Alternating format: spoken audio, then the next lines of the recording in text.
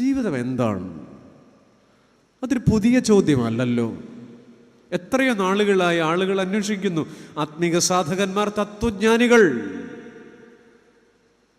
വെട്ടിക്കളയുന്ന മുടിക്കും ചവിട്ടിക്കളയുന്ന പൊടിക്കും ഇടയ്ക്കുള്ളതല്ലേ ജീവിതം? ഇത് രണ്ടും നശ്വരമല്ലേ? വെട്ടിക്കളയുന്ന മുടിക്കും ചവിട്ടിക്കളയുന്ന പൊടിക്കും ഇടയ്ക്കുള്ളതാണ് ജീവിതം. രണ്ട് അറിവില്ലായ്മകളുടെ നടുവിലുള്ളതല്ലേ ജീവിതം? ശൈശവത്തിലെ അറിവില്ലായ്മ, നമ്മളൊക്കെ ഇങ്ങനെ അറിവ് കിട്ടി വളർന്നതാണ്. ഇപ്പോൾ ഈ ഇരിപ്പൊക്കെ കണ്ടാൽ നമുക്കറിയാം, ഇഞ്ചി കൃഷി മുതൽ ഇൻ്റർനെറ്റിനെ കുറിച്ച് വരെ അറിയാവുന്ന ആളുകളാണ് നമ്മൾ. അവസാനം ഇനി ഒരു പഴന്തുണിക്കെട്ട് പോലെ ഒരു പഴയ മെത്തയിൽ ചുരുണ്ട് കിടക്കുമ്പോൾ എല്ലാവരെയും അറിയിച്ചോളാൻ പറയും. സ്വന്തം മകൻ തോമസ് കുട്ടി വന്ന് നമ്മുടെ കൈ പിടിച്ച് കുലുക്കി, അപ്പച്ചാ കണ്ണൊന്ന് തുറന്നേ, ഒന്ന് നോക്കിക്കുക, ആരാ വന്നിരിക്കുന്നതെന്ന് പറഞ്ഞേ. അറിയില്ല. രക്തത്തെ പോലും തിരിച്ചറിയാത്തൊരു അറിവില്ലായ്മ. ഈ രണ്ടറിവില്ലായ്മകളുടെ നടുവിൽ എൻ്റെ സുഹൃത്തെ നമുക്ക് എന്തറിയാമെന്നാണ്? വെട്ടിക്കളയുന്ന മുടിക്കും ചവിട്ടിക്കളയുന്ന പൊടിക്കും ഇടയ്ക്കുള്ളത് ജീവിതം. രണ്ടറിവില്ലായ്മകളുടെ നടുവിലുള്ള ജീവിതം. രണ്ട് വെള്ളത്തുണിക്കിടയ്ക്കുള്ളതല്ലേ?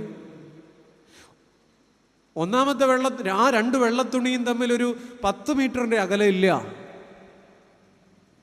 ഒന്നാമത്തെ വെള്ളത്തുണി പരിശുദ്ധ മാമോദീസായ്ക്ക് ദേവാലയത്തിനകത്തേക്ക് പ്രവേശിച്ചപ്പോൾ മർത്തോമാ സഭയുടെ പാരമ്പര്യത്തിൽ ദേവാലയത്തിൻ്റെ പ്രവേശന കവാടത്തിൽ അല്ലെങ്കിൽ ദേവാലയത്തിനകത്തേക്ക് പ്രവേശിക്കുമ്പോൾ മാമോദീസ തൊട്ടിയുണ്ട്.